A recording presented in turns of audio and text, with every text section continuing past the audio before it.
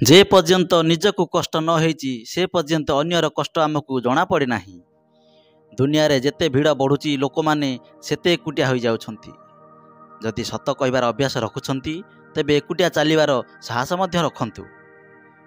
कारणर अर्थ बुझिबा साधारण लोकर परिचय अटे, किंतु कथार अर्थ बुझिबा असाधारण लोकर परिचय होइथाय।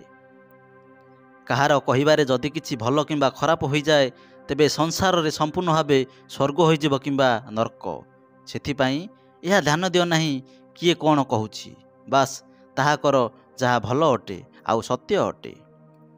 मानव सेही जिनिस गुड़िकरू कम बीमार होइथाए जहा सी खाई थाए, अधिक बीमार तो सेही जिनिस गुड़िकरू होइथाए जहा ताकू भितर भितर खाउ थाए। सेही व्यक्ति मानक ठारू दूरे रुह जे आपणक हृदय रे नुहे मस्तिष्क रे वास करिथाए। आमे विभिन्न प्रकार लोक देखुचे आम जीवन रे। साहाଯ୍य नहीं धन्यवाद जनाउथिबा लोक आ साहाଯ୍य नहीं बोका कहउथिबा लोकक मध्य। जे आपणक दुख देखी कांदी पकाए से केबे तुमको दुख देई पारे ना। गोटे कथा सबुबेले मन रखिथिबा आज्ञा, जे अन्यर कथा सबुबेले तुमको कहउथाए ना से मध्य तुमर कथा अन्य आगरे निश्चय कहिथाए। प्रेम और मृत्यु मध्य यही एक समानता थाए कि ना ए बयस देखे ना स्थान आउ समय।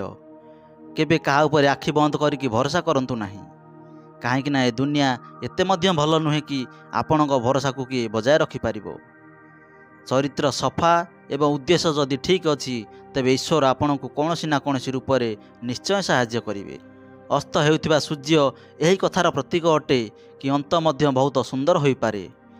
समय सेही तराजू अटे जे खराब समय रे निज लोक को ओजन जणाई थाए। सेही लोक माने प्रायतः मिथ्या कही थांती जे माने कहंती आमे सब माटी तैयारी होइछु। मु स्वप्न सुधा भाभी पारेनी कि से माने पत्थर रे तैयारी। किछि संपर्क भड़ा घर परि होई थांती, तांकु केते भी सजाड़ किंतु केबे निजर होई पारिबे नाही। पानीर गोटे बुंदा गरम तावारे पड़ी जाए तेबे नष्ट होई जाए, किंतु जदि पद्मपत्र उपरे पड़े तेबे ताहा चमकी थाए। पानीर बुंदा तो समान थिला, किंतु फरक केवल संगतिर थिला। सारा दुनिया कही थाए कि हार मानि जाओ, किंतु हृदय कहूची कि आउ थरे चेष्टा करिनियो, तुमे निश्चय करि पारिबो। जीवा लोक गोटे दिन निश्चय चली जाती, किंतु केवल स्मृति छाड़ी जाई थांती। पुणी तुमे जेते भी डाकिले आउ केबे फेरी न थांती। खोला आकाश रे चमकुथिबा चांद एवं हृदय रे चमकुथिबा प्रेम केबे अधिक तो केबे कम होई थाए। कर्म सही फसल अटे जहाँ मनीष को जेते बेले हेले मध्य काटिबाकू पड़ी थाए। सेथिपाई सबुबेले भल मंजी बुणंतु, जहाँ फल रे फसल मध्य भल हेबो। अन्य को धोखा देबा एक ऋण अटे, जहाँकि गोटे दिन अन्य का हाथ खाईकी तार परिणाम शोध करने पड़ी थाए। रास्ता रे जदि धोखा न खाइबा तेबे लक्ष्य पथरे पहुँचबार खुशी केमिति पाइबा। आ जदि भूल सहित धोखा न होईची तेबे ठीक को केमिति चिन्हिबा। आमे भी बड़ आश्चर्य करिथाउ ना। आशा मनीष ठार रखुचे आउ अभियोग भगवान को करुचे। संपर्क धीरे धीरे शेष होई थाए, किंतु आमको हठात जना पड़ी जाए। किछि लोक चपल परि होई थांती, सांगरे तो थिबे किंतु पछपटु कादुआ छिटा लगाउथिबे। सेही संपर्क बहुत दुर्बल होई थाए, जहाँ अन्य कथारे सहजरे भांगी जाई थाए। सबु भावनार ही अंतर होई थाए, नहेले समस्या आपण को दुर्बल नुहे मजबूत करिया पई आसी थाए। कर्म को डरंतु, ईश्वर को नुहे, कारण ईश्वर तो क्षमा करि दियंती, किंतु कर्म केबे क्षमा करे नाही। जहाँ को आमे सबुठारु बेसी चाहि थाउ सेथिरे ही बेसी शक्ति थाए आमको कंदाइबा पई। खुशीर कौनसी रास्ता न थाए, खुशी निजे ही गोटे रास्ता अटे। सबु संपर्क गोटे पक्षी भली होई थाए। जदि आपण ताकू जोर रे धरी रखिबे तेबे से मरी जाए, आउ जदि ढिला छाड़ी देबे तेबे से उड़ी जाए। आ जदि आपण ताकू प्रेमर सहित धरिबे तेबे से आपणकर होई जाई थाए। जीवन एक विज्ञान परि होई थाए। जेते एक्सपेरिमेंट करिवे रिजल्ट सेते भल मिली थाए। सीमेंट ठारू मध्य एक शिक्षा मिली थाए जोड़ी हेबा पई, जे नम्र हेबा जरूरी अटे, आ जोड़ी हेबा पई टाण हेबा मध्य जरूरी अटे। जदि सुख चाहुछंती तेबे रात्रि रे अनिद्रा हुअंतु नाही। जदि शांति चाहुछंती तेबे दिन रे सोइबा छाड़ी दियंतु। जदि सम्मान चाहुछ तेबे व्यर्था कथा केबे हेले कहंतु नाही। आ जदि प्रेम चाहुछ तेबे निज लोकन को केबे छाड़ंतु नाही। कैमेरा रे फोटो उठाई रखा होईची सब खुशीर मुहूर्त, किंतु फोटोर बाहर तो कहीं केबे हेले हसिबार देखा जाती नहीं। संबंध आ जल एक समान अटंती। ନା କୌଣସି ରଙ୍ଗ ଅଛି ନା କୌଣସି ରୂପ, ତଥାପି ଜୀବନରେ अस्तित्व ପାଇଁ ସବୁଠାରୁ ମହତ୍ତ୍ୱପୂର୍ଣ୍ଣ ଅଟନ୍ତି। ଶତ୍ରୁକୁ ସର୍ବଦା କ୍ଷମା କରିଦିଅ, ଏହା ହିଁ ସର୍ବଦା ତାକୁ ବିଚଳିତ କରିଥାଏ। ବହୁତ ଥର ଏମିତି ହୋଇଥାଏ କି ମଣିଷ ଅନ୍ୟକୁ ସାହସ ଦେଇ ଦେଉ ନିଜେ ଭାଙ୍ଗି ଯାଇଥାଏ। ଯେତେବେଳେ ଲୋକେ ଆପଣଙ୍କୁ ଖରାପ କହିଥାନ୍ତି ତେବେ ଜମା ବ୍ୟସ୍ତ ହୁଅନ୍ତୁ ନାହିଁ। ପ୍ରକୃତରେ ସେମାନେ ଆପଣଙ୍କୁ ମହତ୍ତ୍ୱ ଦେବାର ତରିକା ଜାଣିନଥାନ୍ତି। ମୁଁ ତ କିଛି ଲୋକଙ୍କୁ ମୋ ପିଠି ପଛରେ ଲଗାଇ ଦେଇଛି କେବଳ କହିବା ପାଇଁ, ଆଉ ସେମାନଙ୍କର ମଧ୍ୟ କୌଣସି ଦରମା ନାହିଁ, କିନ୍ତୁ କାମ ପୁରା ବିଶ୍ୱାସର ସହିତ କରିଥାନ୍ତି। ସବୁ ଜଳୁଥିବା ଦୀପ ତଳେ ଅନ୍ଧାର ହୋଇଥାଏ ଏବଂ ସବୁ ରାତିର ପରେ ଏକ ସକାଳ ଆସିଥାଏ। ଲୋକେ ଡରିଯାଆନ୍ତି ସମସ୍ୟାକୁ ଦେଖି, କିନ୍ତୁ ସମସ୍ୟାର ଏକ ସମାଧାନ ନିଶ୍ଚିତ ଥାଏ। ଲୋକମାନେ ସେତେବେଳେ ବିଶ୍ୱାସ ଭାଙ୍ଗି ଦିଅନ୍ତି ଯେତେବେଳେ ଆମେ ତାଙ୍କର ଅତି ବିଶ୍ୱସନୀୟ ହୋଇଯାଇଥାଉ। ଯେତେବେଳେ ତୁମର ଦରକାର ହେବ ଲୋକେ ତୁମକୁ ନିଶ୍ଚୟ ଚିହ୍ନିବେ। ଏ ସହର ଅଟେ ବନ୍ଧୁ, ଏଠାରେ ଏମିତି କେହି ଚିହ୍ନା ପରିଚୟ ହୁଅନ୍ତୁ ନାହିଁ। ଲୋକେ କୁହନ୍ତି କି ଭଲ ହୃଦୟବାଲା ସବୁବେଳେ ଖୁସିରେ ରୁହନ୍ତି, କିନ୍ତୁ ମୁଁ ଜାଣିବାରେ ଗୋଟେ ଭଲ ହୃଦୟ ସବୁବେଳେ ଦୁଃଖ ପାଇଥାଏ, କାହିଁକି ନା ସେ ସବୁବେଳେ ଅନ୍ୟଠାରୁ ଉତ୍ତମ ବ୍ୟବହାରର ଆଶା ରଖିଥାଏ। ଜୀବନ ଏତେ ଉତ୍ତମ ବନାନ୍ତୁ କି ଆପଣଙ୍କୁ ମନେ ପକାଇ କୌଣସି ନିରାଶ ବ୍ୟକ୍ତିର ଆଖିରେ ବି ଚମକ ଆସିଯାଉ। ପବନ ବହିଲେ ମଧ୍ୟ ସବୁବେଳେ ସମାନ ପ୍ରକାର ହୋଇନଥାଏ। କେଉଁଠାରେ ଲିଭିଥିବା ନିଆଁକୁ ପୁଣି ଥରେ ଜଳାଇ ଦିଏ ତ କେଉଁଠାରେ ଜଳୁଥିବା ଦୀପକୁ ଲିଭାଇ ଦେଇଥାଏ। ଜୀବନରେ ଦୁଇ ପ୍ରକାର ଲୋକ ବିଫଳ ହୋଇଥାନ୍ତି। ପ୍ରଥମ, ଯେଉଁମାନେ ଭାବନ୍ତି କିନ୍ତୁ କରନ୍ତି ନାହିଁ, ଆଉ ଦ୍ୱିତୀୟରେ ଯେଉଁମାନେ କରିବା ପୂର୍ବରୁ କେବେ ହେଲେ ଭାବନ୍ତି ନାହିଁ। କାଚ ଏବଂ ସମ୍ପର୍କ, ଏହି ଦୁଇଟି ଜିନିଷ ବହୁତ ଦାୟିତ୍ୱବାନ ବସ୍ତୁ ହୋଇଥାଏ। ଏ ଦୁଇଟି ଭିତରେ କେବଳ ଗୋଟିଏ ପ୍ରଭେଦ ଥାଏ ଯେ କାଚ ହାତରୁ ଖସିଗଲେ ଭାଙ୍ଗିଯାଏ, ଆଉ ସମ୍ପର୍କ ବୁଝାମଣା ଅଭାବରୁ ଭାଙ୍ଗିଯାଏ। ଗୋଟିଏ ବ୍ୟକ୍ତି ଜଣେ ସାଧୁଙ୍କୁ ପଚାରିଲେ, ମହାଶୟ, ଏତେ ଗରମ କାହିଁକି ହେଉଛି? ସାଧୁ ଜଣକ ଯାହା ଉତ୍ତର ଦେଲେ ଲୋକଟି ଶୁଣି ଏକଦମ ଆଶ୍ଚର୍ଯ୍ୟ ହୋଇଗଲା। ସାଧୁ କହିଲେ, ଯେତେବେଳେ ମଣିଷ ମଣିଷକୁ ଦେଖିଲେ ଜଳୁଛି ତେବେ ଗରମ ତ ନିଶ୍ଚୟ ବଢ଼ିବ ନା। ଦୁନିଆ କେବଳ ସେମାନଙ୍କର ହାଲଚାଲ ପଚାରିଥାଏ ଯେଉଁମାନେ ଆଗରୁ ଖୁସିରେ ଅଛନ୍ତି, ଆଉ ଯେ ଦୁଃଖରେ ଅଛି, ଅଭାବରେ ଅଛି, ସେମାନଙ୍କ ପାଇଁ ତ ମୋବାଇଲ ନମ୍ବର ମଧ୍ୟ ହଜିଯାଏ। ଅନ୍ଧାର ହୃଦୟ ଅଛି, ଆଉ ଦୀପ ଆମେ ମନ୍ଦିରରେ ଜାଳୁଛେ। କର୍ମର ଚାପୁଡ଼ା ଏତେ ଭାରୀ ଏବଂ ଭୟଙ୍କର ହୋଇଥାଏ ଯେ ଆମେ ଜମା ହୋଇଥିବା ପୁଣ୍ୟ କେତେବେଳେ ସରିଯାଏ ତାହା ଆମକୁ ଜଣାପଡ଼େ ନାହିଁ। ପୁଣ୍ୟ ସରିଗଲେ ସମର୍ଥ ରାଜାକୁ ମଧ୍ୟ ଭିକ ମାଗିବାକୁ ପଡ଼ିଥାଏ। ସେଥିପାଇଁ କେବେ କାହା ସହ ଛଳ କପଟ କରି କାହାର ଅନ୍ତରାତ୍ମାକୁ ଦୁଃଖ ଦିଅନ୍ତୁ ନାହିଁ। ସମସ୍ତଙ୍କୁ ସାଥିରେ ରଖନ୍ତୁ, କିନ୍ତୁ ସାଥିରେ କେବେ ସ୍ୱାର୍ଥ ରଖନ୍ତୁ ନାହିଁ। ଭୁଲ ଭାବିବା ଏବଂ ଭୁଲ ବୁଝିବା ମଣିଷକୁ ସବୁ ସମ୍ପର୍କ ଠାରୁ ଦୂରେଇ ଦେଇଥାଏ। ଏହି ସ୍ଥାନମାନଙ୍କରେ ସବୁବେଳେ ଆଗରେ ରୁହନ୍ତୁ। ହସିବାରେ ଆଗରେ, ପ୍ରଶଂସା କରିବାରେ ଆଗରେ, ସହଯୋଗ କରିବାରେ ଆଗରେ ଏବଂ କ୍ଷମା କରିବାରେ ମଧ୍ୟ ସର୍ବଦା ଆଗରେ ରୁହନ୍ତୁ। ଗୋଟିଏ ଗାଜରକୁ ଦୁଇ ଫାଳ କରିଦିଅ। ଗୋଟିଏ ଫାଳକୁ ଚିନି ଗୁଣ୍ଡ ଏବଂ ଅନ୍ୟଟିକୁ ଲୁଣ ଲଗାଇ ରଖିଦିଅ। ଦେଖିବ କିଛି ଦିନ ପରେ ଗୋଟିଏ ଫାଳ ସଢ଼ି ନଷ୍ଟ ହୋଇଯିବ ଏବଂ ଅନ୍ୟ ଫାଳଟି ଆଚାର ହୋଇଯାଇଥିବ। ଗାଜର ସେହି ଗୋଟିଏ, କିନ୍ତୁ ଫଳାଫଳ ଅଲଗା ମିଳିଲା। ସେଥିପାଇଁ ଯାହା ହେବା ପାଇଁ ଚାହୁଁଛନ୍ତି ସେହି ପରିବେଶ ଲୋକଙ୍କ ସହିତ ବାସ କରନ୍ତୁ। ମୂର୍ଖଙ୍କ ପ୍ରଶଂସା ଶୁଣିବା ଅପେକ୍ଷା ବୁଦ୍ଧିମାନ ଲୋକଙ୍କର ଗାଳି ଶୁଣିବା ବହୁତ ଭଲ ଅଟେ। ସବୁବେଳେ କୌଣସି ଭୁଲ କଲେ ଦୁଃଖ ମିଳିଥାଏ ତାହା ନୁହେଁ, ବେଳେବେଳେ ଦରକାରଠୁ ଅଧିକ ଭଲ ହେବାର ପରିଣାମ ମଧ୍ୟ ଭୋଗିବାକୁ ପଡ଼ିଥାଏ। ମଣିଷ ବଡ଼ ହେଲା ପରେ ତା'ର ପିଲାଦିନ ଭୁଲିଯାଏ, ଆଉ ବାହାଘର ପରେ ବାପା ମାଆକୁ ଭୁଲିଯାଏ। ସନ୍ତାନ ସନ୍ତତି ହେଲା ପରେ ଭାଇ ଭଉଣୀକୁ ଭୁଲିଯାଏ। ଧନୀ ହେଲା ପରେ ଗରିବଙ୍କୁ ଭୁଲିଯାଏ, ଆଉ ଯେତେବେଳେ ବୁଢ଼ା ହୋଇଯାଏ ସେତେବେଳେ ସବୁ ଭୁଲି ଯାଇଥିବା କଥା ମନେ ପକାଇ କାନ୍ଦିବାରେ ଲାଗିଥାଏ। ପଇସା ରୋଜଗାର କରିବାରେ ଏତେ ବୁଡ଼ି ଯାଅନି କି ନିଜ ସ୍ୱାସ୍ଥ୍ୟର ଧ୍ୟାନ ରଖିବା ଭୁଲିଯାଅ। କାହିଁକି ନା ପଇସା ଗୋଟିଏ ସୀମା ପର୍ଯ୍ୟନ୍ତ ସାଥିରେ ରହିବ, କିନ୍ତୁ ଶରୀର ଆପଣଙ୍କ ସାରା ଜୀବନ ସାଥିରେ ରହିବ। କେବେ ଏହା ଭାବିବେ ନାହିଁ କି ଆପଣ କିଛି ବି ନୁହନ୍ତି। କେବେ ଏହା ମଧ୍ୟ ଭାବିବେ ନାହିଁ କି ଆପଣ ସବୁକିଛି ଅଟନ୍ତି। ସୁନ୍ଦର ଚେହେରା ମଧ୍ୟ ଗୋଟିଏ ଦିନ ବୁଢ଼ା ହୋଇଯାଏ ଏବଂ ଶକ୍ତିଶାଳୀ ଶରୀର ମଧ୍ୟ ଦିନେ ଦୁର୍ବଳ ହୋଇଯାଏ। ପଦ ଏବଂ କ୍ଷମତା ଗୋଟିଏ ଦିନ ସମାପ୍ତ ହୋଇଯାଏ, କିନ୍ତୁ ଗୋଟିଏ ଭଲ ମଣିଷ ସର୍ବଦା ଭଲ ହୋଇ ରହିଯାଏ। ଦୁନିଆରେ ଦରକାରଠୁ ବେଶୀ କାହା ଉପରେ ନିର୍ଭର କରନ୍ତୁ ନାହିଁ, କାହିଁକି ନା ଆପଣ ଯେତେବେଳେ କାହାର ଛାଇରେ ରୁହନ୍ତି ସେତେବେଳେ ଆପଣଙ୍କର ଛାୟା ଦୃଶ୍ୟମାନ ହୁଏ ନାହିଁ। ନିଜର ଝୋପୁଡ଼ି ଘରେ ରାଜ କରିବା ଅନ୍ୟର ମହଲରେ ଗୁଲାମୀ କରିବା ଠାରୁ ବହୁତ ଶ୍ରେୟସ୍କର ଅଟେ। ଯଦି ଜୀବନରେ ସଫଳ ହେବାକୁ ଚାହୁଁଛନ୍ତି ତେବେ ନିଜକୁ କାହା ସହିତ ତୁଳନା କରନ୍ତୁ ନାହିଁ। ନିଜର ଗତିରେ ସବୁବେଳେ ଆଗକୁ ବଢ଼ନ୍ତୁ। ଅନ୍ୟକୁ ଦେଖ ନାହିଁ କିଏ କ'ଣ କରୁଛି। କାହାଠାରୁ କୌଣସି ଆଶା ରଖ ନାହିଁ। ନିଜକୁ ନିଜେ ସାହାଯ୍ୟ କର, ପରିଶ୍ରମ କର। ଯଦି ଆପଣଙ୍କ ପରିଶ୍ରମରେ ବିଜୟ ହୁଏ ତେବେ ସେ ସଫଳତାର ଖୁସି କିଛି ଅଲଗା ପ୍ରକାର ହେବ। ଯଦି କାହାର କଥା ଖରାପ ଲାଗେ ତେବେ ଦୁଇ ପ୍ରକାରରେ ଭାବନ୍ତୁ। ଯଦି ସେ ମଣିଷ ବହୁତ ଗୁରୁତ୍ୱପୂର୍ଣ୍ଣ ଅଟେ ତେବେ ସେ କହିଥିବା କଥା ଭୁଲିଯାଅ, ଆଉ ଯଦି କଥା ଗୁରୁତ୍ୱପୂର୍ଣ୍ଣ ଅଟେ ତେବେ ସେ ଲୋକକୁ ହିଁ ଭୁଲିଯାଅ। ଯଦି ଆପଣଙ୍କୁ କେହି ଖରାପ କହେ ତେବେ ହୃଦୟକୁ ନିଅନ୍ତୁ ନାହିଁ। ଏହି ଦୁନିଆରେ ଏମିତି କେହି ବି ନାହିଁ ଯାହାକୁ ସମସ୍ତେ ଭଲ କହିବେ। ଜୀବନରେ କେବେ କାହାକୁ ଅତି ନିଜର ଭାବନ୍ତୁ ନାହିଁ, କାହିଁକି ନା ମଣିଷ ବଡ଼ ସ୍ୱାର୍ଥପର ଅଟେ। ଯେତେବେଳେ ଆପଣଙ୍କୁ ପସନ୍ଦ କରିଥାଏ ସେତେବେଳେ ଆପଣଙ୍କ ଖରାପ କାର୍ଯ୍ୟକୁ ଭୁଲିଯାଏ, ଆଉ ଯେତେବେଳେ ଆପଣଙ୍କୁ ଘୃଣା କରିଥାଏ ସେତେବେଳେ ଆପଣଙ୍କ ଭଲ ଗୁଣକୁ ମଧ୍ୟ ଭୁଲିଯାଏ। ଅନ୍ୟ ଉପରେ ନିର୍ଭର କରିବା ମଣିଷକୁ ମୂକ କରିଦିଏ, ଆଉ ଆଶା ମଣିଷକୁ ଦୁର୍ବଳ କରିଦିଏ।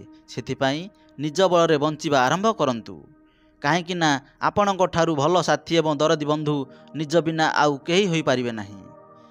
ସକାଳ ହେଲା ପରେ ଫୁଲକୁ ମଧ୍ୟ ଏହା ଜଣା ନଥାଏ କି ସେ ମନ୍ଦିରକୁ ଯିବ ନା ମଶାଣୀକୁ। କାଲି କ'ଣ ହେବ ଯଦି ଏ କଥା କାହାକୁ ବି ଜଣା ନାହିଁ ତେବେ ଚିନ୍ତା କେଉଁଥିପାଇଁ? ଜୀବନ ଯେମିତି ଚାଲୁଛି ତାକୁ ସେମିତି ଖୁସିରେ ଚାଲିବାକୁ ଦିଅ।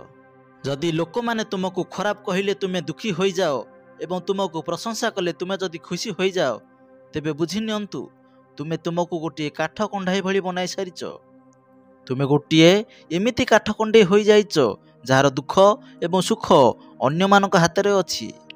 ସେଥିପାଇଁ ଯଦି ଜୀବନରେ ଖୁସି ରହିବାକୁ ଚାହୁଁଛ ତେବେ ଲୋକଙ୍କର କଥାକୁ ବିଲକୁଲ ହୃଦୟକୁ ନିଅନ୍ତୁ ନାହିଁ, କାହିଁକି ନା ଲୋକମାନେ ଅମୃତ କିଣିଲା ବେଳେ ପଚାରିଥାନ୍ତି, ଭାଇ ଏହା ମିଠା ଅଛି ନା, ଏବଂ ପରେ ସେଥିରେ ଲୁଣ ଲଗାଇ ଖାଇଥାନ୍ତି।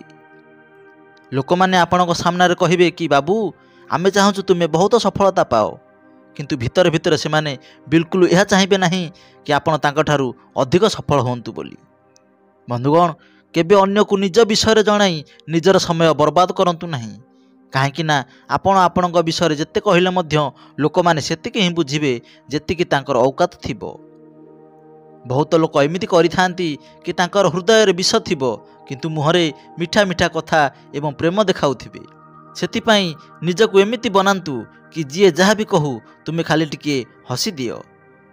ଜୀବନରେ କିଛି ବଡ଼ ନିଶ୍ଚୟ ହାସଲ କରନ୍ତୁ, ନିଜ ପାଇଁ ନହେଲେ ନାହିଁ କିନ୍ତୁ ସେମାନଙ୍କ ପାଇଁ ନିଶ୍ଚୟ ବନନ୍ତୁ ଯେଉଁମାନେ ତୁମର ହାରିବାର ଅପେକ୍ଷା କରିଛନ୍ତି।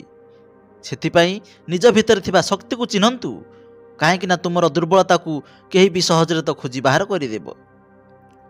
ତୁମର ତୁଳନା କେବେ ଆଉ କାହାର ଜୀବନ ସହିତ କେବେ ହେଲେ କରନ୍ତୁ ନାହିଁ, କାହିଁକି ନା ସୂର୍ଯ୍ୟ ଏବଂ ଚନ୍ଦ୍ର ଦୁଇ ଜଣ ଯାକ ଆଲୋକ ଦେଇଥାନ୍ତି, କିନ୍ତୁ ଯେତେବେଳେ ସେମାନଙ୍କର ସମୟ ଆସେ ଗୋଟିଏ ଥରରେ କୌଣସି ଚେଷ୍ଟା ସଫଳ ହୋଇନଥାଏ। ଅସଫଳତା ଏହା ଦର୍ଶାଇଥାଏ ଯେ ଆମେ ସମୟର ଉପଯୋଗ ଠିକରେ କରିନାହେଁ। ଯଦି ତୁମେ ତୁମ ଜୀବନରେ କିଛି ବଡ଼ କରିବାକୁ ଚାହୁଁଛ ତେବେ ତୁମକୁ ସବୁଠାରୁ ଅଧିକ ତୁମର ମୂଲ୍ୟବାନ ସମୟ ପ୍ରତି ଧ୍ୟାନ ଦେବାକୁ ହେବ। ଆଜିର ଦୁନିଆ ବହୁତ ଦ୍ରୁତ ଗତିରେ ଆଗକୁ ବଢ଼ୁଛି, ଆଉ ଯଦି ଏହା ସହିତ ତୁମେ ତାଳ ଦେଇ ନ ଚାଲିବ ତେବେ ନିଶ୍ଚିତ ପଛରେ ରହିଯିବ। ସଠିକ୍ ସମୟରେ ସଠିକ୍ କାର୍ଯ୍ୟ କରିବା ଦ୍ୱାରା ହିଁ ସଫଳତା ନିଶ୍ଚୟ ମିଳିଥାଏ।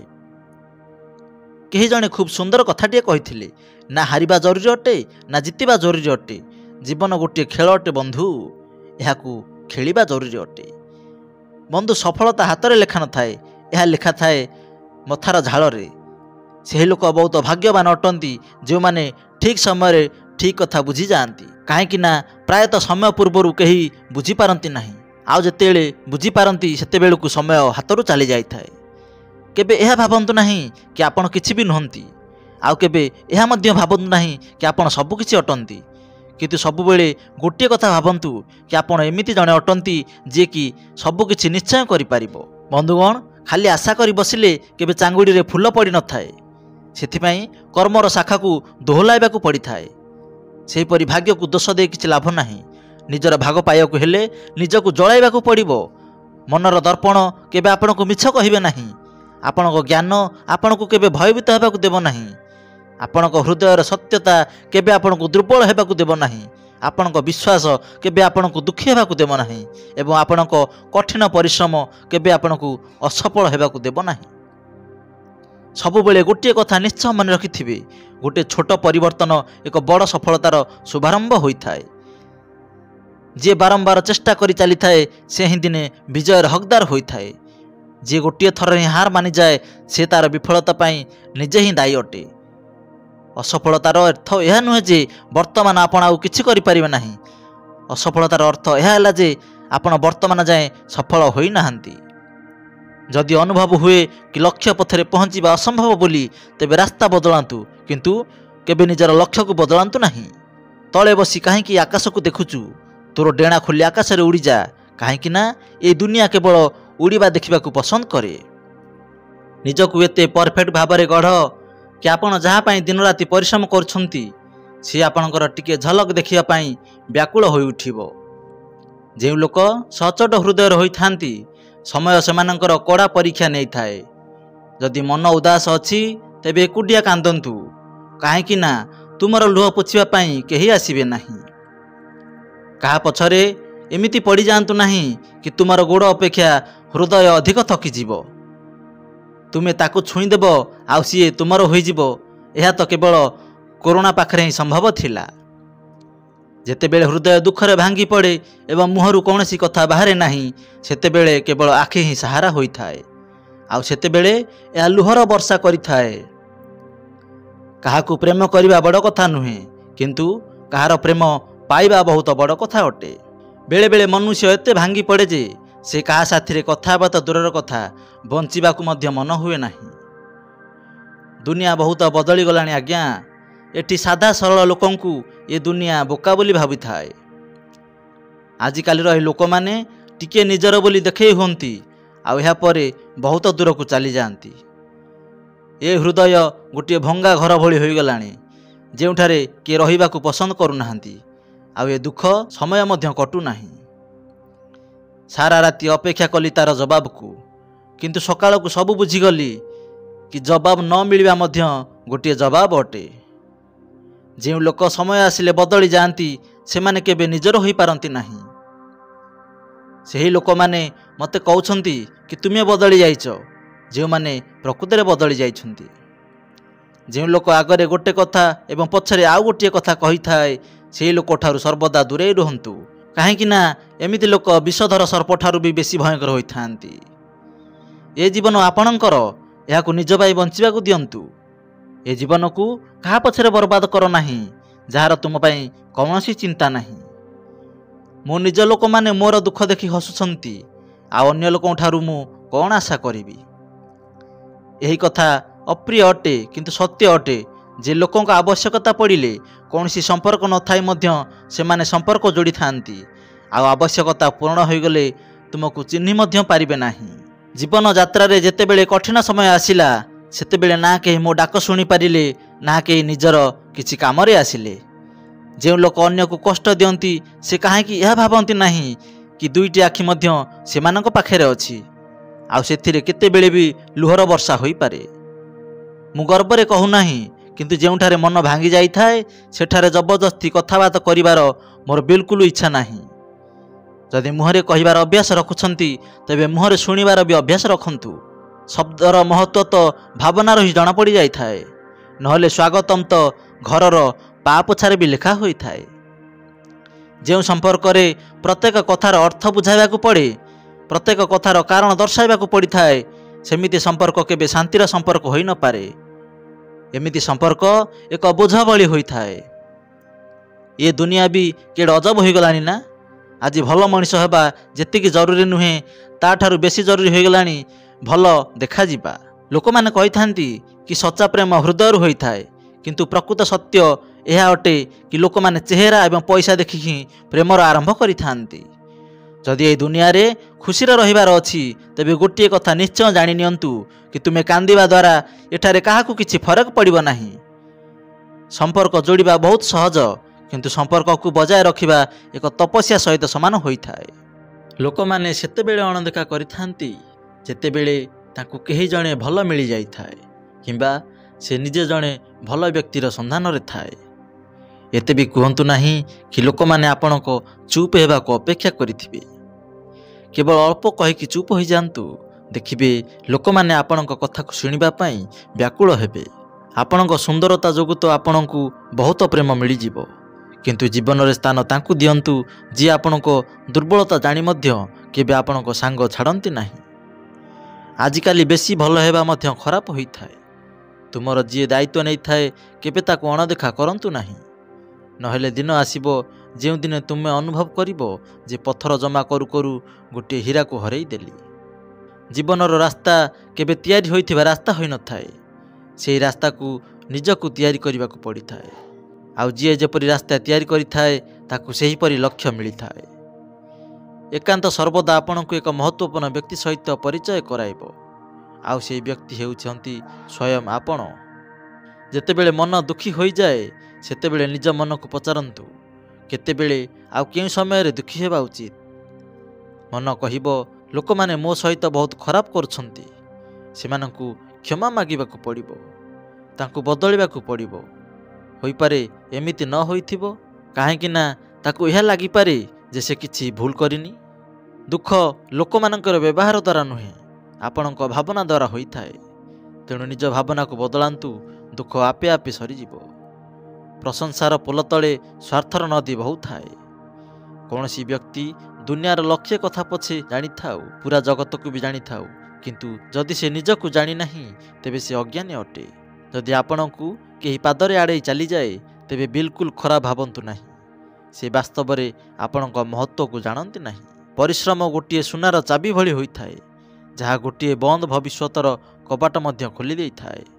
जो संपर्क आमको कंदाई दिए ताठारु बड़ी गभीर संपर्क आउ होई न पारे। आउ जो संपर्क आमको कांदिबा अवस्था रे छाड़ी दिए ताठारु बड़ी कौनसी दुर्बल संपर्क आउ संसार रे नाही। अतीत को मने पकाई केबे कांदतु नहीं। भविष्यत विषय भावी मध्य केबे दुखी हुंतु नहीं, कारण ताहा ए पर्यंत आसी नाही। सेथिपाई सर्वदा वर्तमान रे बंचंतु एवं ताकू आहुरी सुंदर करंतु। सबुबेले शांत रुह, या द्वारा आपण निजको बहुत मजबूत पाई परिबे। काहेकि ना लुहा ठंडा हला पर ही मजबूत होई थाए। आउ गरम अवस्था रे थिला बेले ताकू जे कोनसी आकार रे गढ़ी दिया जाए। कोनसी विपत्ति समय रे आपणकर एही 7टी गुण आपणको बंचाइबो। आपणको ज्ञान, आपणको विनम्रता, आपणको बुद्धि, आपणको साहस, आपणको भल कर्म एवं सत्य कहिबार अभ्यास आ ईश्वरଙ୍କ ठारे विश्वास। आत्मा सर्वदा जानी थाए कि कौन ठीक आउ कौन भूल, किंतु मनुष्य सामने यह कष्ट होई थाए कि से मन को बुझाई पारिबो नाही। कठिन समय रे व्यक्ति एकुटिया होई जाए, किंतु ये कठिन अवस्था जोगु व्यक्ति मजबूत होई थाए। जी आपण को सम्मान देउची आपण ताकू सम्मान दियंतु। कहार रूपरंग देखि मुंड नुआइबा भीरुर परिचय होई थाए। आमे सारा जीवन धन रोजगार करिया पे परिश्रम करूअछि। धन द्वारा आमे दरकारी वस्तु किनी थाउ, धन द्वारा आमे आराम करि थाउ। जदि विभिन्न वस्तु सहित सम्मान मध्य चाहुंच, खुशी सुस्थ शरीर आ संपर्क गढ़ा चाहुंच, तेबे धन ठारू अधिक आशीर्वादर आवश्यकता अछि। गोटे कथा सब बेले मन रखिथिबे, जो व्यक्ति धन रोजगार करुची यार अर्थ यह नुहे जे से आशीर्वाद मध्य जमा करुथिबो, किंतु जे आशीर्वाद पाउथिबो से क्षमता ठारू मध्य अधिक धन रोजगार करि पारिबो। अन्य ठारू साहाय्य मागिबा द्वारा व्यक्तिर अस्तित्व शेष होई जाए। जेपरी सूर्योदय हेले चंद्रमा निजर अस्तित्व को हराई दे थाए, ठीक सेहीपरि महान से होई थाए जे निजर शक्ति रे ठिया होई थाए। जेते जेते आयुष्य बढ़िबो तुमको यह अनुभव हेबो जे व्यर्थरे सेही लोक मानक महत्व देउथिलो जे मानकर तुम जीवन रे कोनोसी योगदान ही नथिला। चोरी, चुगली करिबा एवं मिछ कहिबा एही तीनोटी जिनिस मनुष्य को बर्बाद करि दिए। जदि जीवन रे सत्य को जानिबार अछि तेबे निजको निरीक्षण करिबाकू पड़िबो। तुमर सबु भूल को बाहर करिबाकू पड़िबो। निजर सबु मान्यता एवं धारणा को छाड़िबाकू पड़िबो। तेबे जाई सत्य जानिबाकू योग्य होई पारिबे। जदि तुम मन रे काहाकू दुख देबारे टिके भी भावना अछि तेबे तुम निज पई ही मंजी बुणुच। काहेकि ना तुम मन रे जे दुख देबार मंजी अछि ताहा तुम मनर भूमि रे ही पड़िबो। यह केबे अन्य काहार मनभूमि रे पड़िबो नाही। जदि मंजी तुम भितर अछि तेबे वृक्ष मध्य तुम भितर ही हेबो, आ फल मध्य तुमे ही भोगिबो। वास्तव रे भगवान तुम भितर ही अछंती। निज भितर हजि जांतु, देखिबे बहुत आनंद मिलिबो। हजाई थिबा लोक ही किछि पाइबा का आशा रखिथांती। जेतेबेले खुशी रे अछ सेतेबेले कृष्ण को भूलंतु नाही, आ जेतेबेले दुख रे अछ सेतेबेले कृष्ण को उपरे विश्वास रखंतु। जदि आपण दुख उपरे अधिक ध्यान देबे तेबे सर्वदा दुखी रहिबे, आउ जदि सुख उपरे अधिक ध्यान देबे तेबे सर्वदा सुखी ही रहिबे। आपण जहा उपरे ध्यान देबे ताहा सक्रिय होई उठिबो। ତାହା ଆପଣଙ୍କ ଜୀବନରେ ପ୍ରବେଶ କରିବା ଆରମ୍ଭ କରିଦେବ। ଏହା ହିଁ ପ୍ରକୃତିର ନିୟମ ଅଟେ। ଅର୍ଜୁନ କେବଳ ଗୋଟିଏ ନିର୍ଣ୍ଣୟ ନେଲେ କି ମୋତେ କୃଷ୍ଣ ଦରକାର, ଆଉ ତାପରେ ସବୁ ନିର୍ଣ୍ଣୟ କୃଷ୍ଣ ହିଁ ନେଇଥିଲେ। ଆପଣ ମଧ୍ୟ ଜୀବନରେ ଗୋଟିଏ ନିର୍ଣ୍ଣୟ ନିଅନ୍ତୁ, ସେ ଯାହା ବି ହେଇଯାଉ ଆପଣ କେବଳ କୃଷ୍ଣକୁ ହିଁ ବାଛନ୍ତୁ, ଆଉ ସବୁ ନିର୍ଣ୍ଣୟ ସେ କୃଷ୍ଣଙ୍କ ଉପରେ ଛାଡ଼ି ଦିଅନ୍ତୁ। କାହାକୁ କିଛି କହିବା ପୂର୍ବରୁ ଏହା ନିଶ୍ଚୟ ଭାବି ନିଅନ୍ତୁ, ଯଦି ସେହି ଶବ୍ଦ କେହି ଆପଣଙ୍କୁ କହେ ତେବେ ଆପଣଙ୍କୁ କେମିତି ଲାଗିବ। ଏହି ଦୁନିଆ କେବଳ ନିଜ ସ୍ୱାର୍ଥର ମିତ ଅଟେ। ସେ କେବଳ ସେତିକି ହିଁ ମନେ ରଖିଥାଏ ଯେତିକି ତାର ସ୍ୱାର୍ଥ ଚାହିଁଥାଏ। ପବନରେ ଶୁଣାଯାଉଥିବା କଥାକୁ ବିଶ୍ୱାସ କରନ୍ତୁ ନାହିଁ, କାହିଁକି ନା କାନକୁ ଭଲ ଶୁଭୁଥିବା ପ୍ରାୟ ଲୋକ ନିଜ ବନ୍ଧୁକୁ ହରାଇ ଦିଅନ୍ତି। ଭରସା ଯଦି ଭଗବାନଙ୍କ ଉପରେ ଅଛି ତେବେ କପାଳରେ ଯାହା ଅଛି ତାହା ପାଇବେ, ଆଉ ଯଦି ଭରସା ନିଜ ଉପରେ ଅଛି ତେବେ ଭଗବାନ ତାହା ହିଁ ଲେଖିବେ ଯାହା ତୁମେ ଚାହିଁବ। ଯଦି କେହି ତୁମ ଭଲ କର୍ମ ଉପରେ ସନ୍ଦେହ କରିଥାଏ ତେବେ କିଛି କଥା ନାହିଁ, କାହିଁକି ନା ସନ୍ଦେହ ସର୍ବଦା ସୁନାର ଶୁଦ୍ଧତା ଉପରେ କରାଯାଇଥାଏ, କୋଇଲିର କଳା ଉପରେ ନୁହେଁ। ମନର ଶାନ୍ତି ଜୀବନର ସବୁଠାରୁ ବଡ଼ ପାରିଶ୍ରମିକ ଅଟେ। ଉପଦେଶ, ସମୟ ଏବଂ କାହା ସାଥିରେ ଠିଆ ହେବା ଯଦି ବିନା ମାଗିବାରେ ମିଳିଯାଏ ତେବେ ଲୋକମାନେ ମୁଖ୍ୟତଃ ଏହାର ମୂଲ୍ୟକୁ ଶସ୍ତା ବୋଲି ଭାବି ନିଅନ୍ତି। ଯେଉଁ ବ୍ୟକ୍ତି ଯେତେ ଶାନ୍ତ ହୋଇଥାଏ ସେ ସେତେ ନିଜ ବୁଦ୍ଧିର ଗଭୀରତାକୁ ପ୍ରୟୋଗ କରିଥାଏ। ଯେ ପର୍ଯ୍ୟନ୍ତ ପତ୍ର ନ ଝଡ଼ିଛି ସେ ପର୍ଯ୍ୟନ୍ତ ଗଛରେ ନୂଆ ପତ୍ର ଆସିନଥାଏ। ଠିକ୍ ସେହିପରି କଠିନ ସମୟ ଏବଂ ସଂଘର୍ଷ ନ ସହିଲେ ଭଲ ସମୟ ମଧ୍ୟ ଆସେ ନାହିଁ। ଯେଉଁ ବ୍ୟକ୍ତି ଅଳ୍ପରେ ସନ୍ତୁଷ୍ଟ ହୋଇଥାଏ ସେହି ବ୍ୟକ୍ତି ପାଖରେ ସବୁଠାରୁ ଅଧିକ ଖୁସି ରହିଥାଏ। କିଛି ଲୋକ ନିଜର ଖରାପ ବୁଦ୍ଧି ଯୋଗୁଁ ବହୁତ ମହତ୍ତ୍ୱପୂର୍ଣ୍ଣ ସମ୍ପର୍କକୁ ହରାଇଥାନ୍ତି। ଯେତେବେଳେ ଯାଏଁ ତୁମେ ଡରୁଥିବ ସେତେବେଳେ ପର୍ଯ୍ୟନ୍ତ ତୁମ ଜୀବନରେ ନିଷ୍ପତ୍ତି ଅନ୍ୟମାନେ ହିଁ ନେଉଥିବେ। ସେହିମାନଙ୍କ ପ୍ରତି ସର୍ବଦା କୃତଜ୍ଞ ରୁହନ୍ତୁ ଯେଉଁମାନେ ନିଜର ମୂଲ୍ୟବାନ ସମୟ ଆପଣଙ୍କୁ ଦେଇଥିଲେ। ଜୀବନରେ କେବେ ଗର୍ବ କରନ୍ତୁ ନାହିଁ, କାହିଁକି ନା ଭାଗ୍ୟରେଖା ବଦଳୁଥାଏ, ଆଉ ଆଇନା ସେମିତି ରହିଥାଏ କିନ୍ତୁ ଚେହେରା ବଦଳି ଯାଇଥାଏ। ଶ୍ରୀକୃଷ୍ଣ କହୁଛନ୍ତି, ସ୍ୱର୍ଗର ସ୍ୱପ୍ନ ଦେଖିବା ଛାଡ଼ିଦିଅ, ଆଉ ନର୍କକୁ ଡରିବା ଛାଡ଼ିଦିଅ। କିଏ ଜାଣେ କ'ଣ ପାପ ଆଉ କ'ଣ ପୁଣ୍ୟ। କାହା ହୃଦୟରେ ଦୁଃଖ ଦିଅନ୍ତୁ ନାହିଁ ନିଜ ସ୍ୱାର୍ଥ ପାଇଁ। ବାକି ସବୁ ଉପରବାଲା ଉପରେ ଛାଡ଼ିଦିଅ। ନା ପଇସା ବଡ଼ ନା ପଦ ବଡ଼, କଠିନ ସମୟରେ ଯେ ସାଥିରେ ଥାଏ ସେ ହିଁ ସବୁଠାରୁ ବଡ଼ ଅଟେ। ଯଦି ଲୋକମାନେ ଦରକାର ପଡ଼ିଲେ ତୁମକୁ ମନେ ପକାନ୍ତି ତେବେ ତାଙ୍କୁ ମତଲବୀ ବୋଲି ଭାବନ୍ତୁ ନାହିଁ, କାହିଁକି ନା ଆପଣ ତାଙ୍କ ଜୀବନରେ ସେହି ରଶ୍ମିର କିରଣ ଅଟନ୍ତି ଯାହା ତାଙ୍କୁ କେବଳ ଅନ୍ଧାରରେ ଦେଖାଯାଇଥାଏ। ଆପଣଙ୍କ ସାଥିରେ ଚଳୁଥିବା ସମସ୍ତ ଲୋକଙ୍କୁ ନିଜର ଗୁପ୍ତ କଥା କୁହନ୍ତୁ ନାହିଁ, କାହିଁକି ନା ଯେ ବର୍ତ୍ତମାନ ଆପଣଙ୍କ ସାଥିରେ ଅଛି କାଲି ସିଏ ଆପଣଙ୍କ ବିରୁଦ୍ଧରେ ମଧ୍ୟ ଠିଆ ହୋଇପାରେ। ଗଛ ଡାଳରେ ବସିଥିବା ପକ୍ଷୀ କେବେ ଡରେ ନାହିଁ ଯେ ଗଛର ଡାଳ ହଲୁଅଛି ବୋଲି, କାହିଁକି ନା ପକ୍ଷୀ ଡାଳ ଉପରେ ନୁହେଁ ସେ ତାର ନିଜ ଡେଣା ଉପରେ ଭରସା କରିଥାଏ। ଦୁନିଆର ଅଧିକାଂଶ ସ୍ୱପ୍ନ କେବଳ ଗୋଟିଏ କଥାରେ ହିଁ ଭାଙ୍ଗିଯାଏ କି ଲୋକମାନେ କ'ଣ କହିବେ। ଗୋଟିଏ କଥା ସର୍ବଦା ମନେ ରଖିଥିବେ, ସୁଖରେ ସମସ୍ତେ ମିଳିବେ କିନ୍ତୁ ଦୁଃଖରେ କେବଳ ଭଗବାନ ହିଁ ମିଳିବେ। ଆମେ ପରିଶ୍ରମ କରୁଛେ କିନ୍ତୁ ପରିଣାମ ମିଳୁନାହିଁ।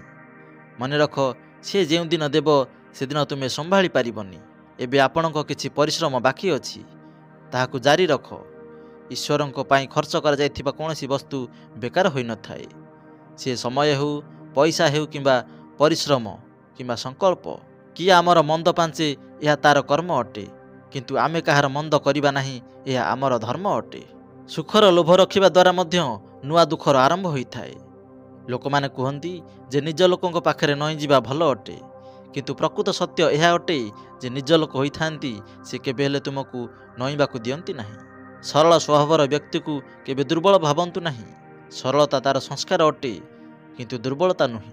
ଶ୍ରୀକୃଷ୍ଣ କହୁଛନ୍ତି, କାହିଁକି ତୋର ମୋର କରୁଛୁ? ଗୋଟିଏ ଦିନ ତ ସବୁ ଚାଲିଯିବ। ଯାହା ବି କମେଇଛୁ ସବୁ ଏଠାରେ ଚାଲିଯିବ।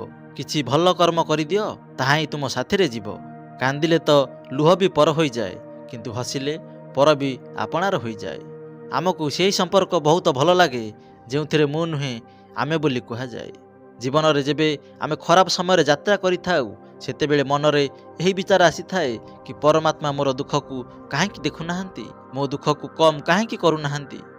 କିନ୍ତୁ ମନେ ରଖନ୍ତୁ, ଯେତେବେଳେ ପରୀକ୍ଷା ଚାଲିଥାଏ ସେତେବେଳେ ଶିକ୍ଷକ ମୌନ ରହିଥାନ୍ତି।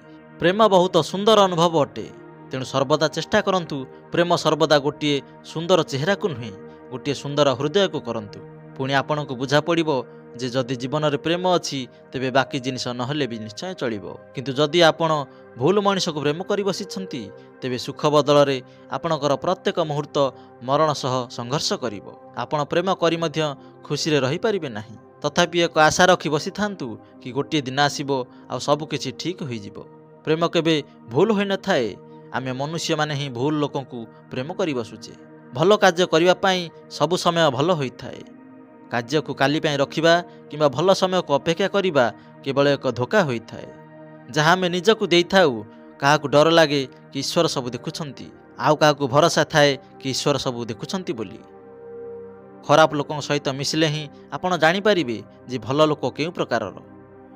पिला मानक पई सेही ऋण सुझिबा बहुत कष्ट अटे जहाँ सेमानक माता पिता तांकु बड़ करिबारे करिछंती। एकुटिया ठिया हेबार साहस रखंतु, काहेकि ना ए दुनिया सबु बेले ज्ञान देई थाए किंतु साथी रे केबे ठिया होई न थाए। जदि कहार भल करि पारु नाहंती तेबे कहार खराब मध्य करंतु नाही, काहेकि ना दुनिया दुर्बल अटे किंतु दुनिया को गढ़िया बाला नुहे। जदि पवन मौसमर गति बदलाई दिए तेबे आशीर्वाद मध्य खराब समय को बदलाई दे पारिबो।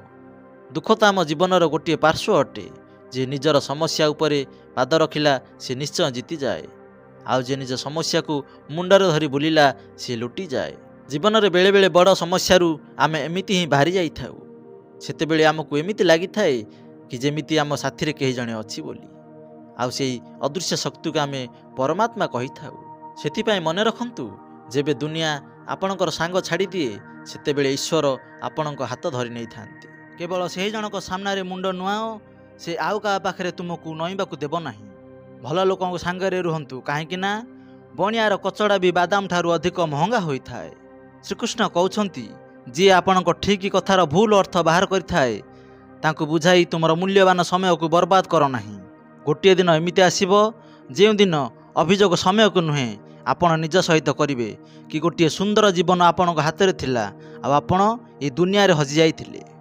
गोटे थर क्षमा करी भल होई जांतु, किंतु द्वितीय थर पई से व्यक्ति उपरे भरोसा करी केबे बोका बनंतु नाही। निजर सही लोक अटंती जे मानको आपणकर कष्टर अनुभव होई थाए, नहेले भल मंद तो बाटरे जीवा आसिबा करुथिबा लोक मध्य पचारि दियंती। परिश्रमर फल एवं समस्यार समाधान विलंब हेउ पछे किंतु निश्चय मिली थाए। जेतेबेले आपण अन्यर भल चाहि थांती तेबे सही कर्म आपणक जीवन रे निश्चय भल होई थाए। यह प्रकृतिर नियम अटे। भांगी जाइथवा वस्तु आमको अधिक असुविधार पकाई थाए, जेमिति कि भरोसा, हृदय, निद एवं आहुरी सबुठारु अधिक कष्ट देई थाए काहा उपरे बेसी निर्भर करिबा। इच्छा पूरण नहेले क्रोध बढ़ी थाए, आ इच्छा पूरण होई गले लोभ बढ़ी जाए। सेथिपाई जीवनर सबु परिस्थिति रे धैर्यर सह रहिबा ही श्रेष्ठ अटे। साहाय्य मागिबा पाई तो समस्ते आसी थांती, किंतु जेतेबेले आपणकर साहाय्य दरकार होई थाए सेतेबेले साहाय्य करिया पाई केही आसी न थांती। श्रीकृष्ण कहउछंती, भल कर्म करंतु एवं भूली जाआंतु, समय आसिले फल निश्चय मिलिबो। ब्लेडर धार तो बहुत अटे, किंतु यह केबे गोटे गछ को काटी पारिबो नाही। सेहीपरि कुराड़ी बहुत मजबूत अटे, किंतु एथिरे केबे केश काटी हेबो नाही। ठीक सेमिति समस्त मनुष्य निजर योग्यता अनुसार श्रेष्ठ होई थांती। सेथिपाई निजकु केबे अन्य सहित तुलना करंतु नाही। समस्या कंटारे भराइथिबा गोटे थली परी होई थाए। देखुदिले बहुत भारी लागिबो, आ उठाई देले एकदम हल्का होई जिवो। जेतेबेले परमात्मा आपणको प्रेम करि थांती सेतेबेले से ताहा करि थांती जहा आपणको पई भल होई थाए। आउ सेही लोक मानकु आपण ठारू दूरेई दियंती जे माने आपणक सहित रहिबार योग्यता न थाए। निजर समस्या को केबे काहाकु जणांतु नाही, काहेकि ना 80% लोकंकु आपणक समस्यार कौनसी फरक पड़िबो नाही। आउ बाकी 20% लोक यह शुणिकी खुशी होई जिवे कि आपणक पाखरे समस्या अछि।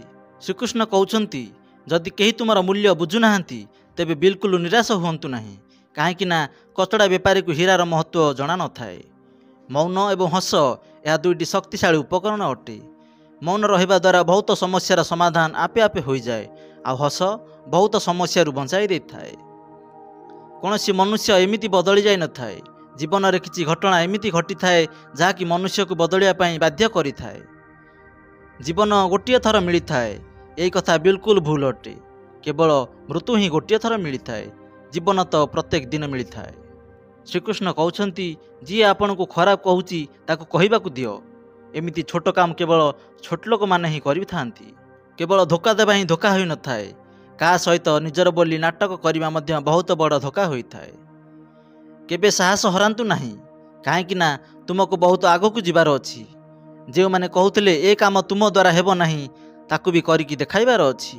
श्रीकृष्ण कहउछंती जार साथ देबार अछि खोला खोली दियंतु। तुमे कहार विरोधी होई पारो, किंतु केबे गद्दार हुअंतु नाही। कौनसी संपर्क निज इच्छारे जोड़ी होई नथाए, काहेकि ना आपनकू केबे आउ कहा सह मिसिबाकू हेबो या ऊपर बाला ही स्थिर करिथाए। कहिबा लोक तो बिना भाबी चिंती किछि भी कहि दियंती, किंतु केबे या भाबंती नाही कि सुनिबा लोक को या केमिति लागुथिबो। जीवन बंचिबा पई मौन आवश्यकता अटे, किंतु कथा जेतेबेले मर्यादार आसे सेतेबेले शस्त्र उठाइबा मध्य जरूरी होइथाए। जदि मन केबे खराब थाए तेबे आपण केबे खराब शब्द कहंतु नाही, काहेकि ना मन तो पर ठीक होई जिवो, किंतु आपण कहितिबा शब्द केबे ठीक होई परिबो नाही। काहाकू धोखा देबा एक करज अटे, जहा आपणकू आउ काठारू निश्चय मिली थाए। सेही व्यक्तिर शक्ति सहित केही मुकाबिला करि पारंती नाही, जहा पाखरे सहन शक्ति थाए। लड़ीबार शक्ति समस्तक पाखरे थाए, किंतु काहाकू जितिबा पसंद अटे तो काहाकू संपर्क पसंद होइथाए। बुद्धि समस्तक पाखरे थाए, परंतु आपण चालाकी करिवे ना सचोट हेबे यह आपणक संस्कार उपर निर्भर करिथाए। जीवन रे त्याग बिना किछि पाइबा संभव होई नथाए, काहेकि ना प्रश्वास नेबाकू हेले प्रथमे निश्वास छाड़िबाकू पड़िथाए। जे लोक आपणक भावना को बिल्कुल गुरुत्व दियंती नाही, ताकू विदाय देबारे किछि भी खराब होई नथाए। संभाली रखा जाइथिबा वस्तु एवं ध्यानर सहित शुणा जाइथिबा कथा केबे भी कामरे आसी पारे। तुमे केवल निज पाखरे हारंतु नाही, बाकी सबू श्रीकृष्ण देखि नेबे। किछि संपर्क गर्वजोग मध्य भांगी जाइथाए, सबुबेले भूल होई नथाए। संदेहर कौनसी चिकित्सा नाही, आउ चरित्रर कौनसी प्रमाण नाही। मौन ठारू बड़ कौनसी साधना नाही, आउ शब्द ठारू शक्तिशाली कौनसी तीर नाही। तुम पाखरे रहुथिबा सब लोकंकु आपणकर गुप्त कथा केबेले कहंतु नाही, काहेकि ना जी आज आपणक साथीरे अछि काली सी आपणक शत्रु मध्य होई पारे। जे निज मन को काबूरे रखि पारला तार सफलता को भगवान मध्य रोकी पारिबे नाही। जहा हृदय दिया जाए ताहा केबे हाथ दिया जाई पारे ना, आउ मौन होई जहा कुहा जाई पारे ताहा केबे शब्द रे कुहा जाई पारे ना। जी आपणक समय रे आपणक साथीरे थिला, सेमिति संपर्कर गुरुत्व समय ठारू भी अधिक करिबा दरकार। तुमर एकांत ही तुमको मनुष्य रूपे गढ़ी पारिबो, आउ भिड़ तुमको गध बनै देबो। जेतेबेले जाए आपण चुपचाप सही जाउथिबे, तेबे आपण सबुठारू भल लोक, आउ जेतेबेले सहीबा बंद करी किछि कहिदेबे, तेबे आपणक ठारू खराब आउ केही होई न पारंती। श्रीकृष्ण कहउछंती जे मनुष्य भल विचार एवं भल संस्कार को धरि नै थाए, तांको आउ हातरे माला धरिबार कौनसी आवश्यकता नाही। समय जेतेबेले न्याय करिथाए, तेबे साक्षीर कौनसी दरकार होई न थाए। क्षमा मागुथिबा लोक सबुबेले भूल होई न थांती। किछि लोक एइथिपाई नई जाएंती कि जेमिति तांकर संपर्क न भांगु। कौरवंक विरोध में युद्ध करिया पई अर्जुन 10 लाख सैनिक को त्याग करी केवल श्रीकृष्ण को ही बाछिथिले। विश्वासर सबुठारू उत्तम उदाहरण याठारू आउ कौन होई पारे। बेले बेले भरोसा करुथिबा बेले आपण सावधान रहिबा निहाती आवश्यक अटे, काहेकि ना बेले बेले निज दात ही निज जीभ को काटि देई थाए। उपवास केवल अन्नर नुहे, उपवास लोभ, क्रोध, चुंगुली, काम एवं खराब विचार मध्य निहाती जरूरी अटे। सेमानक कथा को बिल्कुल ध्यान दियंतु नाही, जो माने आपणक पछरे आपणक चुंगुली करथांती। यार सीधा अर्थ हला आपण तांको ठारू दुई पाद आगरे अछंती। लोक माने आपणक टिके कथारे संग छाड़ी दियंती, आ श्रीकृष्ण टिके प्रार्थना रे आपणकर हाथ धरि नियंती। समुद्र होई काहाकू बुड़ाइबा अपेक्षा कहार जरिया होई ताकू रक्षा करंतु। जो आनंद ईश्वरक प्रेम रे कांदिबा द्वारा मिली थाए, ताहा केबे संसारर मायारे पड़ी हसिबारे मध्य मिली न थाए। आगकू बढ़ुथिबा व्यक्ति केबे कहार बाधक साजी न थाए, आ अन्य को बाधा पहुंचाउथिबा व्यक्ति केबे आगकू बढ़ी पारे नाही। किछि कहिबा पूर्वरु भलरे भाबि नियंतु, काहेकि ना कहिबा परे भाबिबा पई किछि न थाए, थाए केवल पश्चाताप। जीवन रे जदि आगकू बढ़िबार अछि तेबे काला होई जाओ, काहेकि ना अधिकांश लोक केवल कथा द्वारा ही तुमर मनोबल को भांगी दे थांती। जदि आपणकर कई शत्रु नाहांती, तेबे एहार अर्थ हैला कि आपण सेही स्थान रे भी चुप रहिथिले जेउठारे आपणकर कहिबा बहुत जरूरी थिला। प्रेम केबे निजर आवश्यकता पूर्ण करिया पई होई न थाए। प्रेम सर्वदा जणे अन्य जनकर सुख दुखर साथी एवं भावना को बुझिबा पई होई थाए। निश्चय किछि पापर आभास अछि, नहेले गंगारे एते भिड़ काहेकि हेउची। जदि जीवन में शांति रहा चाहते तेबे लोकंकर कथा को केबे हृदय को नियंतु नाही, कहीं जीवन आग को बढ़िया होईची, अटकिबा नुहे। दुख कष्ट समय जदि कहीं आपण को उपदेश मागे तेबे उपदेश सहित साहाय्य मध्य करंतु, कारण उपदेश भूल हो पारे परंतु साहाय्य केबे भूल हो न पारे। जदि तुमको कहीं किछि मागु थाए तेबे ताकु निश्चय दियंतु, कहीं भगवान आपण को देवा लोक मानक मध्य रखिछंती, मागिबा बालाक मध्य नुहे।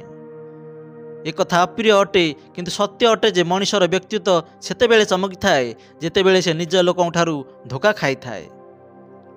श्रीकृष्ण कहउछंती समस्या तो समस्तंकर जीवन में थाए, किंतु मनुष्य सर्वदा निज समस्या को ही सबुठारु अधिक एवं सबुठारु बड़ समस्या बोली भावी थाए। लोक माने कहती कि स्त्रीर कौनसी घर न थाए, परंतु यह सत्य अटे कि स्त्री बिना कौनसी घर ही न थाए। उचित मार्ग एवं उचित समय ज्ञान जदि नथिबो तेबे उदय होउथिबा सूर्य भी अस्त परी नजर आसी थाए। एंडुओ तो परिवेश अनुसार रंग बदले थाए, किंतु मनुष्य परिस्थिति देखि रंग बदले दै थाए। दुनिया रे सबुठारु भाग्यशाली मनुष्य से होइथाए जहा पाखरे भोजन सहित भोग थाए, निदा सहित विस्तार थाए एवं धन सहित धर्म थाए। से मनुष्य ठारू सर्वदा दूरे रुहंतु जे मनुष्य निजर भूल निजे जानी पारे नाही। आमे समस्ते आत्मा अटंती जहाँकि परमात्मार अंश अटंती। आ ए संसार एक कारागृह अटे जो कि आमे आम अपराधर दंड भोगिबा पई एठारे जन्म होइछे।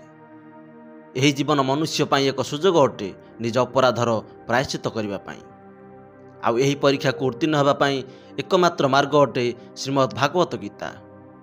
एही श्रीमद् भागवत गीता पुस्तक रे भगवान जो रास्ता देखाइछंती जदि यार अनुसरण करा जाए तेबे मनुष्य जन्म एवं मृत्यु चक्ररू मुक्ति होई पारिबो।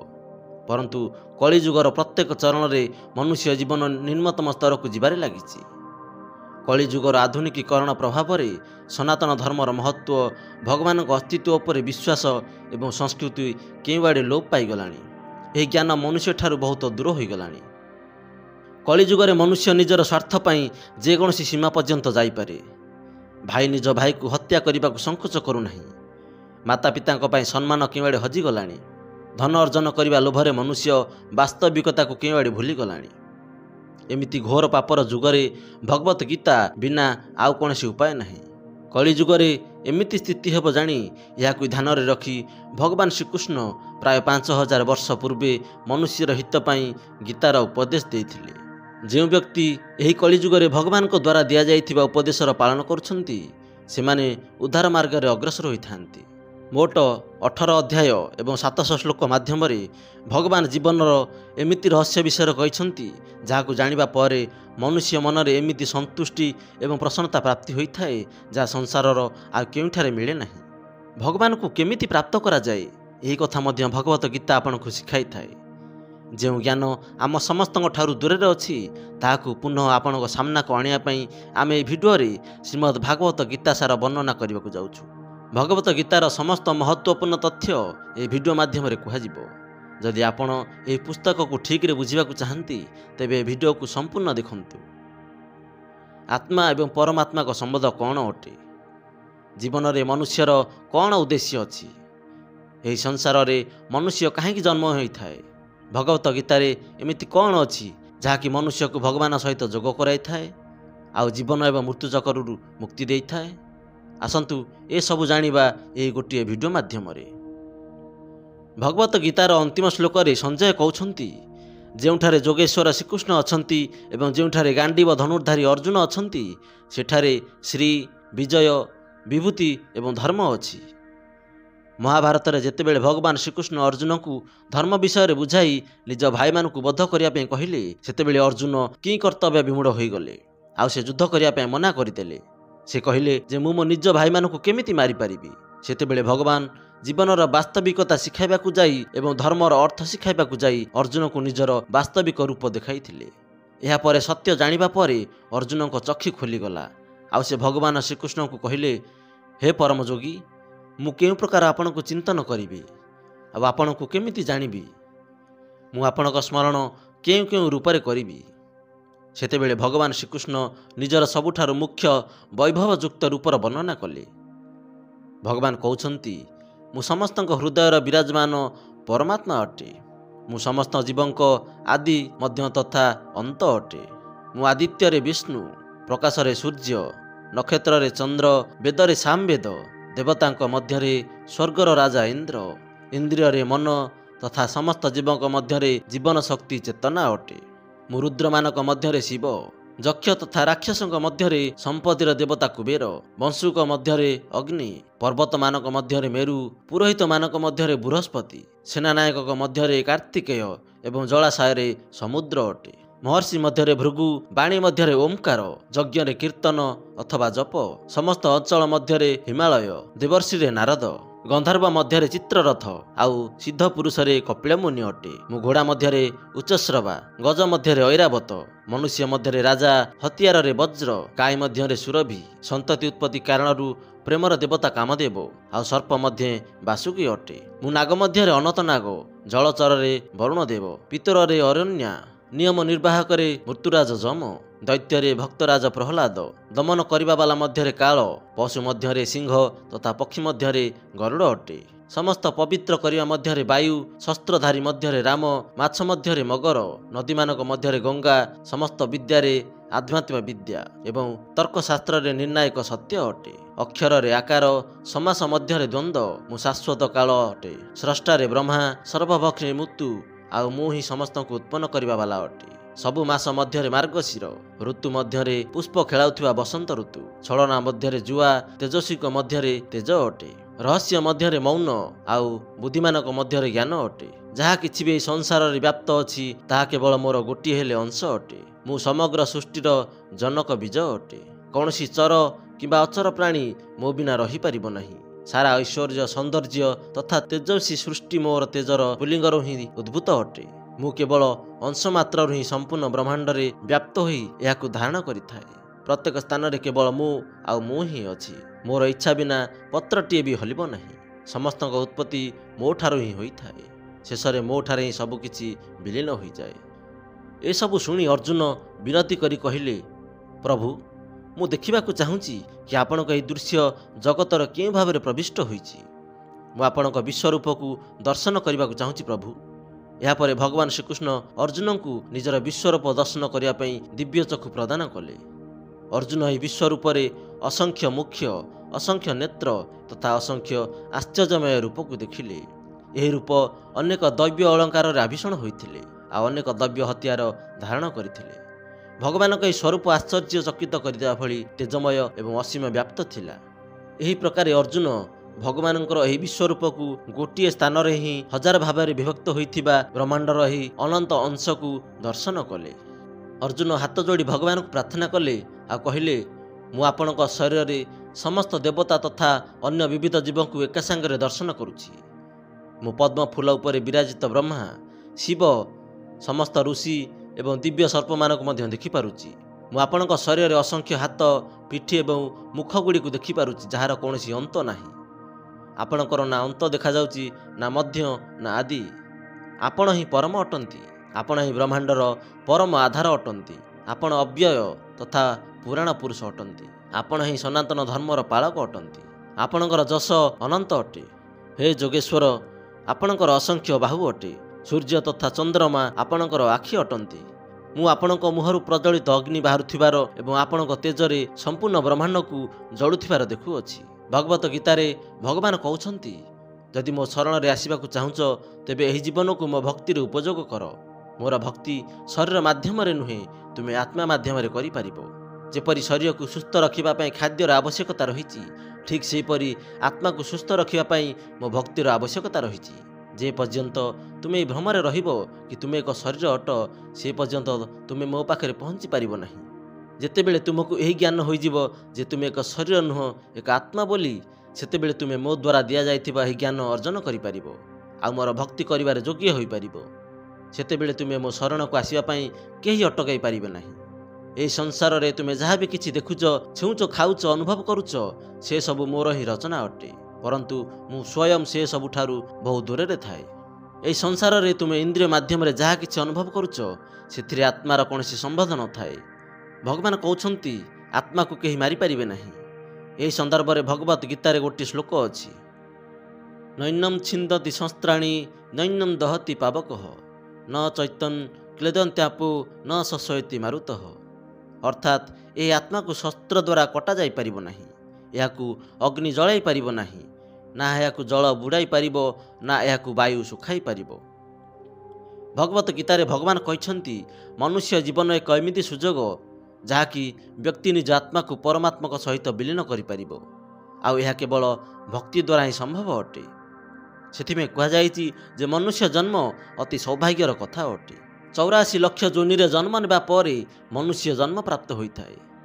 यह जन्म मनुष्यर परीक्षा भिन्न भिन्न प्रकार होता है। जेमिति मायार चक्रव्यूहरे फसी व्यक्ति केवल लोभ, असत्य, जुआ आदि वस्तु प्रति आकर्षित होता है और निज परमात्मा सहित संबंध को भूली जाए।